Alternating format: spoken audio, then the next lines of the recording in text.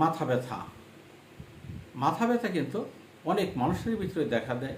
তবে মাথা ব্যথা হলেই সাধারণত একটা ট্যাবলেট খেলেই রোগীরা মনে করে আমি ভালো হয়ে যাব। কিন্তু প্রকৃতপক্ষে মাথা ব্যথাটা কী কারণে হয়েছে তার এটা জানতে হবে।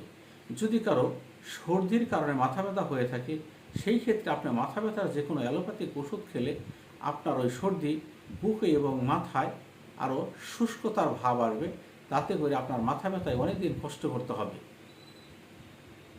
এছাড়াও মাথা ব্যথা হওয়ার পিছনে আপনার যে কারণগুলি থাকে সেই কারণগুলি সম্পর্কে আপনাকে সঠিকভাবে জানতে হবে।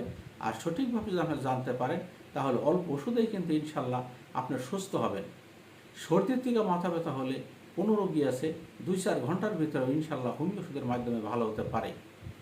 2 নাম্বার, মাইগ্রেনের সমস্যা। যদি মাইগ্রেনের সমস্যা থাকে তাহলে এই ক্ষেত্রে কিন্তু হোমিও মতে খুব ভালো চিকিৎসা আছে।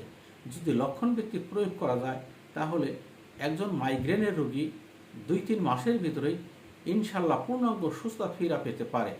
কিন্তু যখন আপনি অ্যালোপ্যাথিক ওষুধ খাবেন, অ্যালোপ্যাথি ডাক্তার সাহেবদের কাছে আপনারা যাবেন, তখন তারা আপনাদের মাথা ব্যথার ওষুধ দেবে, পাশাপাশি ঘুমের ওষুধ দেবে, কিন্তু ওই ওষুধে আপনার মাইগ্রেন সারবে না। কাজেই মাইগ্রেন সারাইতে হলে আপনার লক্ষণভিত্তিক হোমিও চিকিৎসা করেন, ইনশাল্লাহ আপনি সুস্থতা বোধ করবেন এবং পূর্ণাঙ্গ সুস্থই হবেন। এছাড়াও যদি 3 নম্বর, আপনার পেটে যদি বেশি গ্যাস থাকে, সেই গ্যাসটা যদি ঊর্ধ্বগামী হয়, উপর দিকে যে বেশি চাপ সৃষ্টি করে, তখনও কিন্তু মাথা ব্যথা হতে পারে। এই জন্যই প্রথমে বুঝতে হবে কী কারণে আপনার মাথা ব্যথা হইতেছে। যদি আপনি সঠিকভাবে বুঝতে পারেন তাহলে সঠিকভাবে ওষুধও খেতে পারবেন, ইনশাল্লাহ আপনি ভালো হয়ে যাবেন। 4 নাম্বার, সাইনোসাইটিস। সাইনোসাইটিস থাকলে মাথা ব্যথা হবে, কারণ সাইনোসাইটিস থাকলে দীর্ঘমেয়াদী সর্দি শরীরের ভিতরে কাজ করে। এই সর্দিগুলি কাজ করার কারণে নাকের যে ছিদ্রপথ, এইগুলি মাংস বৃদ্ধি পেয়ে বন্ধ হয়ে আসে, নাক বন্ধ থাকে, সঠিকভাবে নিঃশ্বাস নিতে পারে না, তাতে করে আস্তে আস্তে বুক জাম হতে থাকে। যখনই আস্তে আস্তে বুক জাম হবে, পরবর্তীতে এই সমস্ত রোগী শ্বাসকষ্ট রোগী হয়ে যায়।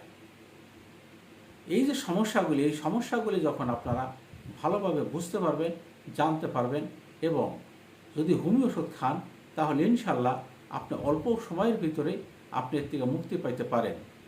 এই ক্ষেত্রে আমি কিছু ওষুধের নাম বলে দিচ্ছি, যে সমস্ত ওষুধগুলি আপনাকে আরাম দেবে, কিন্তু সুস্থতা বোধ করতে হলে আপনাকে অভিজ্ঞ হোমিও ডাক্তারের কাছে যেতে হবে। তারা যদি আপনাকে লক্ষণভিত্তিক ওষুধ প্রয়োগ করে, ইনশাল্লাহ আপনি ভালো হয়ে যাবেন। মাথা ব্যথার কারণে বেলোডোনা এমনই একটা ওষুধ, এই ওষুধটি প্রয়োগ করলে 2-4 মিনিটের ভিতরেই ম্যাক্সিমাম রোগী বলে যে আমার রোগ সেরে গেছে, কিন্তু তাতে করে রোগ সারে না, এটি সাময়িক সে উপশম বোধ করে। কারণ রোগ সারাতে গেলে তাকে সঠিকভাবে চিকিৎসা করতে হবে। ম্যাডোরিনাম।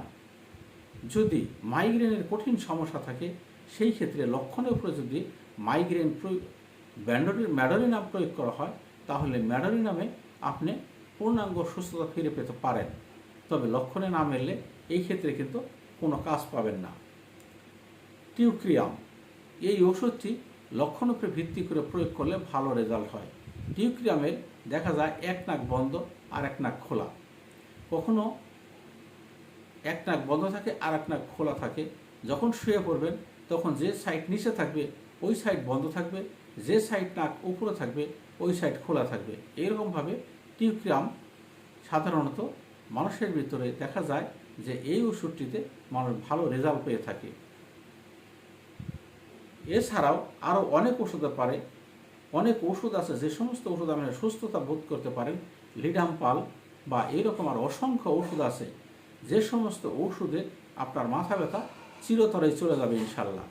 কাজে আপনাদের কোনো সমস্যা হলে আপনারা বিশেষজ্ঞ ডাক্তারের সাথে যোগাযোগ করেন, ইনশাল্লাহ ভালো হবেন।